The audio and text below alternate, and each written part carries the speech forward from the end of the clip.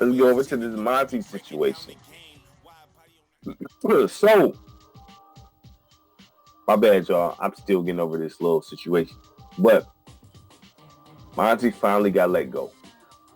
Now, my question for you, I know I feel like it's a great idea. Now, looking at what he's getting paid, I'm like, man, he don't really gotta. He can just sit back now. You know what I'm saying? He can just sit back now. Because he getting paid a pretty penny from Phoenix and Detroit. Right. So, I mean, like, man. He's straight for life. I mean, if I'm Monty Williams, I'm not pressed to coach no more. That's what I'm saying. Like, he can sit back and just. At least I'm not pressed to coach the pros anymore. Like, I mean, yeah. I'll go straight to college. I'll go to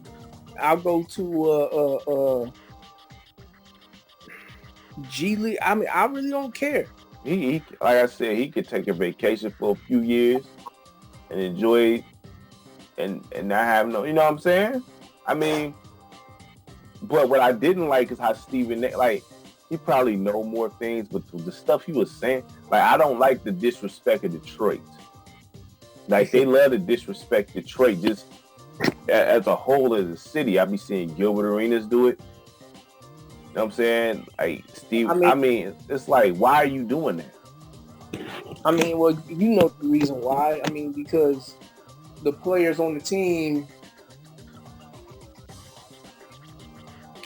they haven't performed well.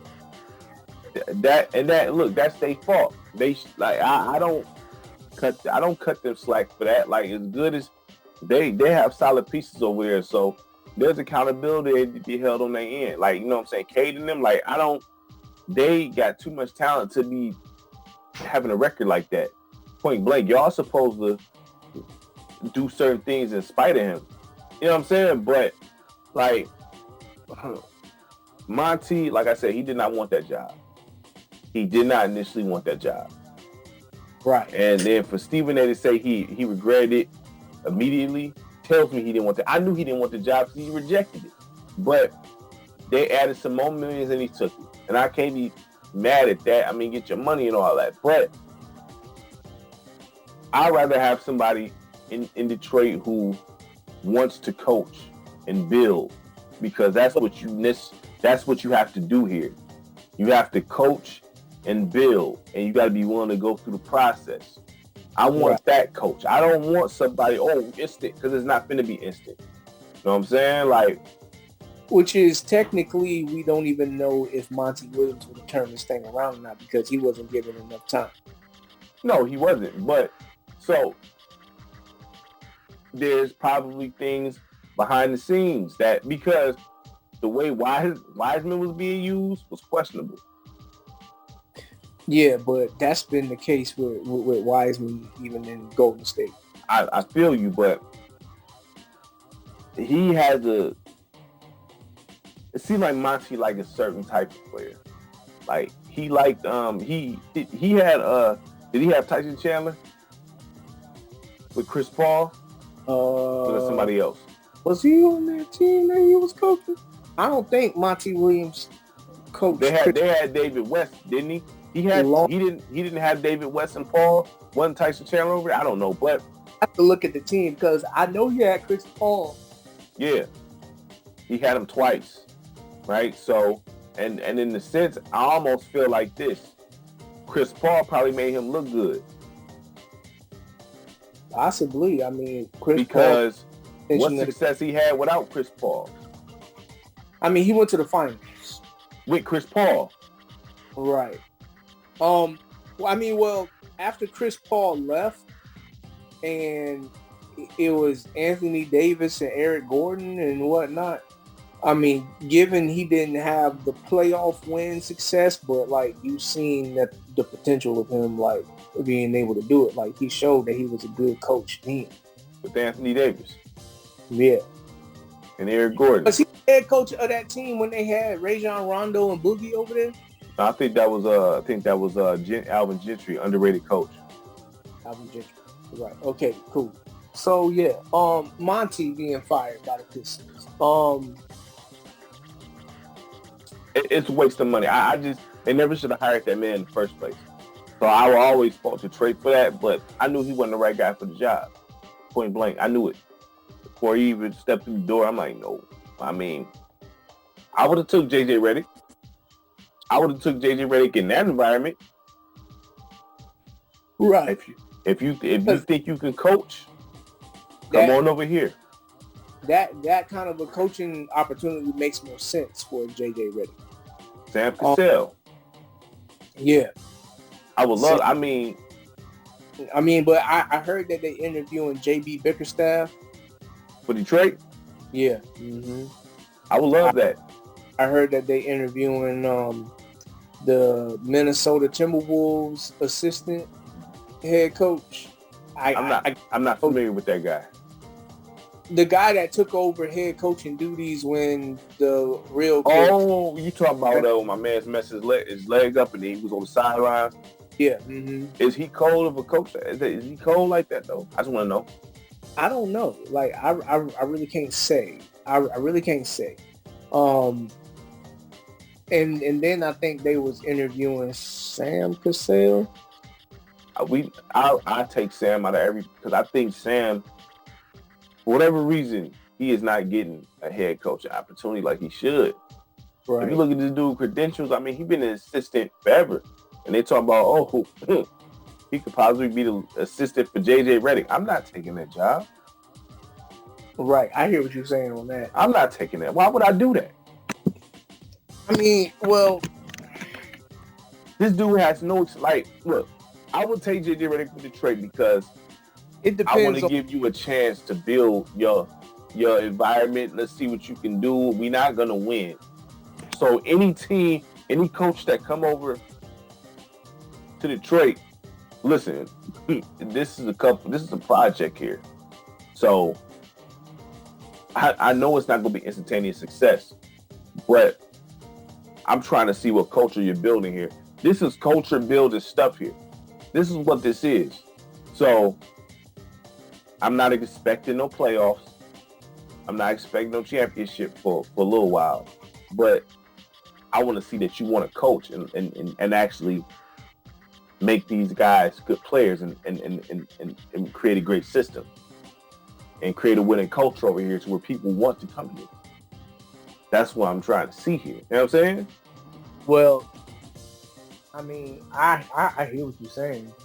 My only thing is,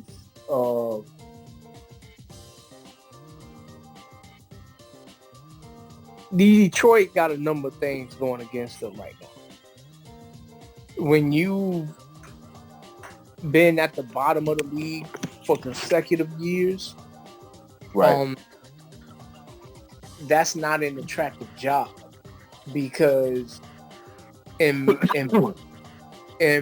most cases, even when a team has a bad year, if they have a good front office and good people making decisions, you know that they're not going to have 2 consecutive bad years.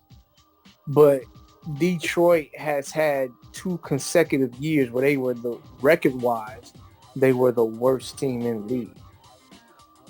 I'm not arguing that, but is Lakers any more attractive than that? I mean, the Lakers are going to always be more attractive than that just because it's LA. If you compare LA to Detroit as far as a city to live in and things to do and whatnot, right? LA is going to always get the upper hand over Detroit in that manner. Then when you look at the history, given Detroit does have some winning history, but compared to LA, that's like very small. Let's be serious. There's only 2 teams in the league really that got a lot of championships, in LA and Boston. Exactly. But Detroit ain't just some fly-by-night franchise either. No, I'm not saying that. We're not talking about the Grizzlies here and nothing like that. This is still a storied franchise with legendary players and banners. I understand what you're saying, and I hear what you're saying. Now, the thing is, does the NBA like that? Because them Pistons, they wasn't going with the NBA's agenda for Michael Jordan. They didn't care about the NBA's agenda for Michael Jordan. So when you think about that, how many feathers did they ruffle in them offices of the big NBA? Like David Stern, does he like the Pistons? To this day? David Stern is in the grave. It don't matter. Right. But like all the other people that was in the office for those same times. I mean, I agree with you because even when I listened to that Charles Barkley interview, he mentioned the Pistons in a negative light for no reason. Like, why? Why would you do that? Like, you know what I'm saying? Oh, those Pistons, man, like, they try to hurt you. It's like, why? Why? I mean, like, so, but it's like they're almost trying to erase that the Pistons was just as cold, if not colder, than those Magic, Celtics. They was right there with all these dudes. Right. You know what I'm saying? But it was such a temporary time for them as a franchise. Right. It was such a temporary time. So if they would have kept up that same winning culture year in, year out, we'd be having a different conversation here. But because in that era they got 2 championships and they didn't get nothing in the era after that, they had to wait back again until the 2000s to get something. I can see there, being some eyebrows raised. Well, we know politics exists. Right. Because if politics didn't exist, there's no reason why it's just 2 teams that got all them championships. Right. So, exactly. I mean, we know politics exists. I'm not gonna, bypass that. We know that. So, but now on the flip side of that, this is more so an argument in LA's favor than for Boston. What? But as far when you look at LA's players that they've had, it makes sense that they won a lot of the rings that they won. Boston has some cold dudes too. You know what I'm saying? Boston had some Hall of Fame. Didn't Boston have like all Hall of Famers on each? Like, hold on, Bird, McHale, and all them, like, right. And I mean, that's essentially what I'm trying to say, though. Like, in Boston, you got to dig a little bit more deeper to get that. And when I say deeper, like, you got to reach further back in the past. Mm-hmm. Whereas LA, for the most part, they kept one of the faces of the league in their uniform. Well, you're right because of locations. Hollywood, I mean, it's kind of, that's what they got in the advantage, really. Like, you're right. You're not wrong at all. It's Hollywood. Right. It's what it is. You know what I'm saying? A lot of times people just go there because of the lifestyle. Right. You know what I'm saying? So it's just one of those things. Now, in talking about Detroit,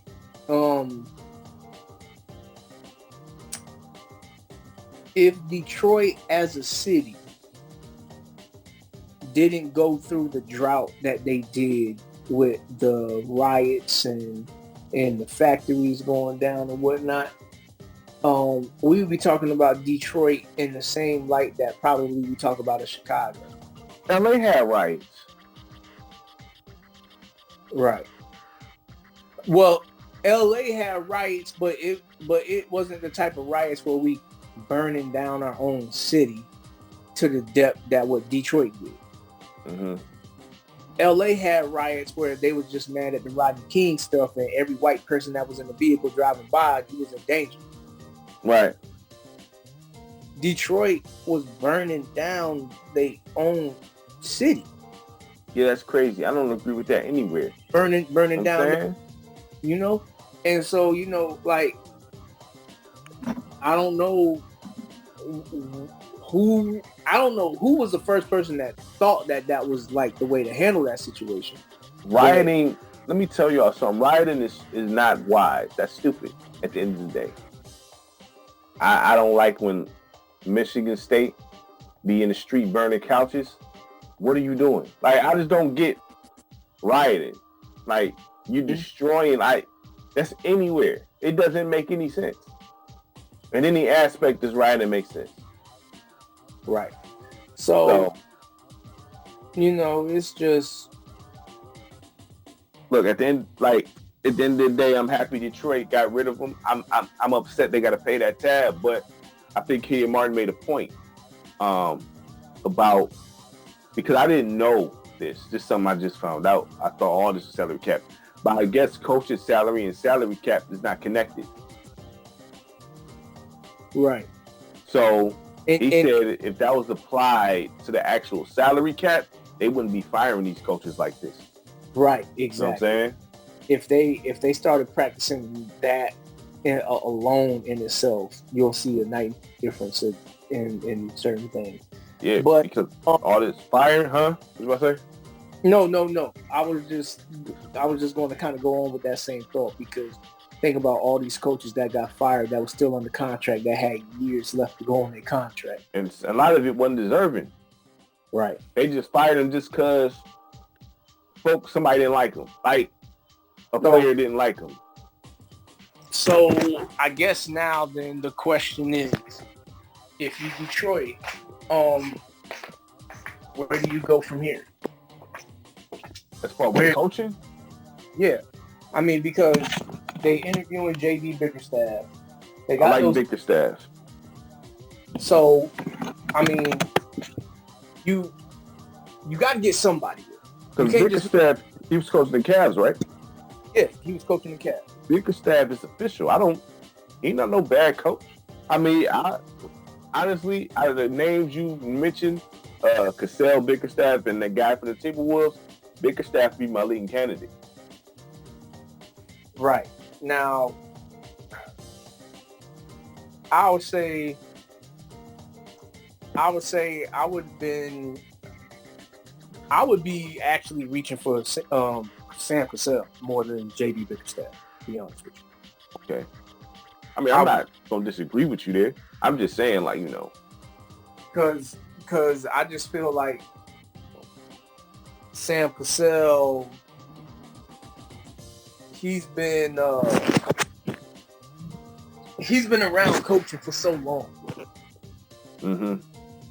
I feel like he's everywhere he goes, he kind of has like some version of success.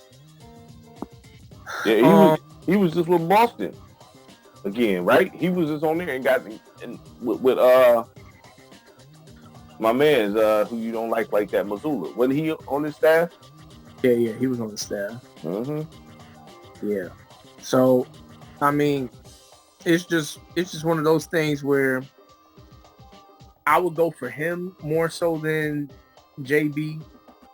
I feel like even though JB is, from a head coaching standpoint right now, is more proven than Sam Cassell, I feel like it's kind of like drafting a player where you got a player that he might not have done as much as you done in college right now because he's more raw, but once he's out, he's going to be like a beast, kind of like how Megatron was when he came into the NFL.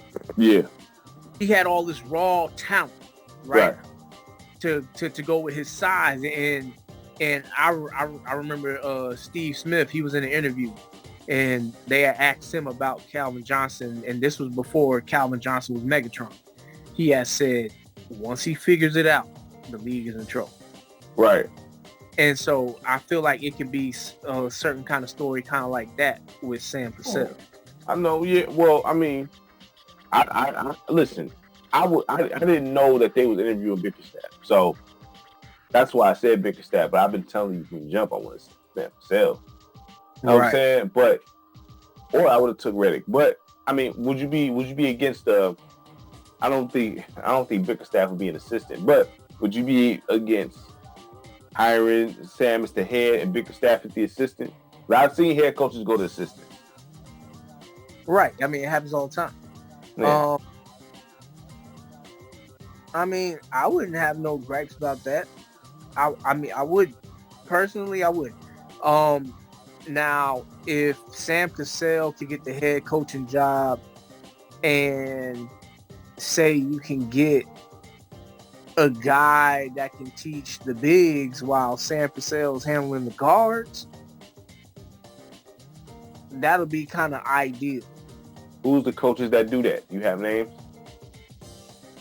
I mean, do those coaches exist?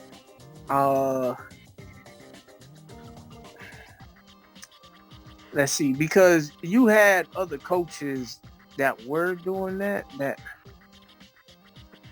I feel like that's one of those things where you got to go and tap into those like unwanted markets.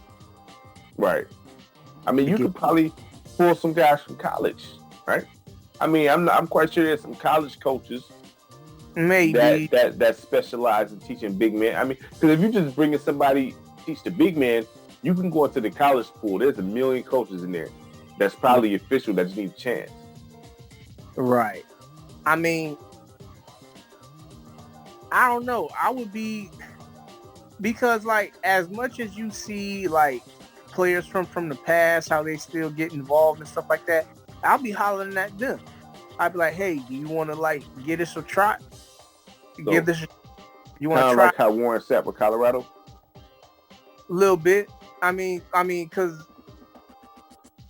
I'll be like, look, Hakeem, you always be, like teaching people stuff. You want to get us a shot. Rashid, you got the IQ, you had the skills and whatnot. Like, you probably still can bust these dudes behinds if you would just give them like one chance to do it. So you can still, like, you think you can like help him out. Like, they don't necessarily have to be the assistant head coach. They can just be a player development coach. That's to, what like, I'm saying. Work on specific players for that. That's what I'm saying. They be having a lot, like, coaching staffs from running deep. You know what I'm saying? Like, you can see it on 2K. They even put that in 2K. How many? You can have like 20 coaches, dog. So I mean, there's all type of development guys out there that you can grab to put on your staff that's not necessarily in the light, like the assistant. You got a big man coach that you got. So you went to Oregon and got a coach from there who's a lead at developing big men, and you brought him on your staff. Why not? Right. It seems like a guy like Akeem, he seemed like he only do that part time. Like, you know what I'm saying? He don't seem like he'd commit to no full season of that. Right. You know what I'm saying? Which is why I would just assign him like one play. Okay. Like, I'll be like, Hakeem, you see we still got James Wiseman under contract. Right. Like, you see he's got some like freakish athletic ability to him with his size. Right. Can you help him out become a factor here? I can see. I mean, I don't see why not. Mm-hmm. You know what I'm saying? I don't see why not. Or I'll be hitting up like other players that kind of have had some kind of like IQ showing on these analyst shows and be like, yo, you want to get us a shot? I'll be turning over every stone, boy. No stone would go unturned. I mean, that's how you find. But see, that's how you find things. You got to really do due diligence. Right. And that's actually doing the groundwork to find folks. Which you know is what I'm saying? Getting Tayshaun back in the building was pretty big, I feel. Oh, they actually hired him? Yeah. Mm-hmm. And he's what? He's like vice president of basketball operations or something like that. I got to look at it. Okay. But getting him back in the building, that's a big deal. I'll be hollering at James Posey. James Posey. Yeah, James Posey. He been on coaching staffs for a while now. And you want to coach big men? No, like he'll be coaching my wing defenders. Like he'll be like, "Oh, James, you see Asura Thompson? James Posey though? They play the same position." He was a cold wing defender? I'm not saying he was the best of the best, but he's better than anything we got in this league. Okay. I like James Posey. I would. You know like I would be hitting him up and I'll be like, look, you want to get us a shot over here, give you a pay raise, blah blah. I mean, because you got to invest in your staff. I mean, I'm the one to tell you, look, I would pay good money for all my staff, just like you pay these players, just like you throw them millions. If I pay these guys, because people are motivated by money, okay? Right? So I'm paying my scouting department good. Yeah, scouting department. Y'all gonna pay you the best you ever got paid, so you can go travel all over the country and find talent that these cats don't want to travel. I want you to go to deep waters that they don't want to go to find talent. You know what I'm saying?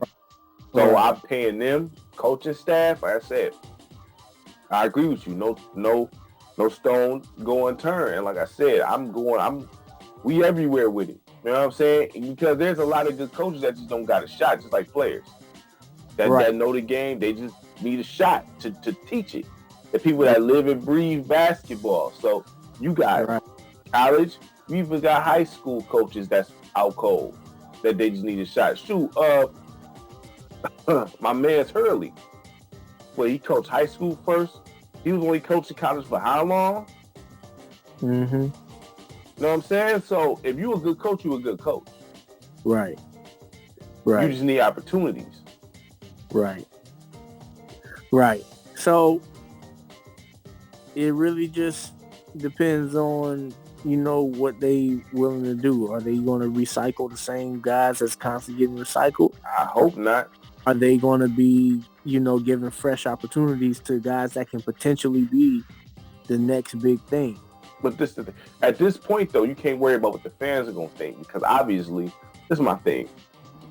When they worrying about the fans, they only go come around when you win anyway. So you can't worry about how they feeling right now with a coach or hire. If you got a good coach that they not familiar with, okay, whatever. Just he got to prove it. I mean, it's a prove it thing anyway. You know what I'm saying? They're not gonna show up until you start getting W's. Right. So I mean, they could be mad at it initially, like, who's this guy? Just prove it. Once you prove it, then it is what it is. I mean, we know fans is finicky anyway. They're only gonna show up when you win. They're not about to be there when you lose it. So I'm not doing things upon their approval. You know what I'm saying? Like, I'm just not. Mm-hmm. I'm gonna get the guy I want. You know what I'm saying? I hear you. And if you go that route, you're going to be able to get probably better quality coaches for a cheaper price. Yes, because I want folks that just want, like, I'm not with screwing people financially. I'm with paying you what you deserve, like, right? But I also want folks that want to do this. Because it's all about the check. Yes, you got to get paid for your services, but it's not 100% what this is about. You're doing what you love to do, and you want to get paid for what you love to do, right? So, but I want you to want to do this job here. Right. I want you to wear this logo with pride and look at the banners up there and want to bring another one. You want to win in this building. Like, that's what I want. And if you not, and if that's not what you want, then this ain't the job for you. Because if you want this, that means you're going to be doing everything you can to get better. You're going to be watching film. You're going to, whatever mistakes you make, you're going to correct because you want to improve. Because even coaches can improve just like players. So you're going to make mistakes. And I understand that. You know what I'm saying? I would look, I'm not going to fire you off no mistakes, man. I'm not going to fire you off for losing the season if I see effort. Maybe you just don't got the right pieces that you need. You know what I'm saying? All this means something. You know what I'm saying? Because you could be coaching your behind off and these players just on some BS. That means some players got to go. That's the other flip side to that coin. Yeah. So, I mean, I don't know. The Pistons, they should have better days ahead. Simple and plain. Hopefully. And because you've been at rock bottom, you have no other way to go but. Yeah, pretty much. You have no other way to go but up. And if you can't seem to make some traction to start going up, then, that'll be a sign of the front office not doing their job well enough. Yeah, exactly. I mean, it's a mix. You got to have the right players, front office. I mean, all this, everything got to work in unison for this thing in order to win. Everything got to work in unison. You got to get the bad weeds out of there. And if that's players, because you can have a good front office, a dope coaching staff, but you got some lazy players, entitled players. Well, that's where if you had no players, that's where I believe you should exercise the plan. Dang, what's the word I'm thinking of? And the word just left my mind. I had it in my head and it just left my mind. Happens sometimes. Man, I'm pretty sure when I think about it, I'll say it. Well, I mean, pretty much. I mean, I think that covers Detroit. I mean, yeah, man. Yeah. I just hope that I'm cool with either Bick or Staff or Cassell, pretty much. Yeah, I would be too. I'm quite sure there's more options on the table they ain't talking about, but I'm cool with either one of them. Yeah. So. Share the content. Can I rap real quick? Can I rap? On the path to being the best power in the airwaves, changing the way we break it down the game. Wide body on the highway, we not in one lane, no nonsense. Logic with every topic. The talk too real, the party we not invited. Want the truth? F&S subscribe to it. The death shows, who's play and ride to it. The voice is more important than the image. Feel every word spoken, no need for camera tricks. We on the grind, freeze corner with Jay sideline. DBP next in line. You gotta feel he did know when you're fired. We in it for the long haul, the fatigue's off. We don't get tired. Nah, we don't get tired. Make sure y'all like and subscribe. F&S Network, we here to stay.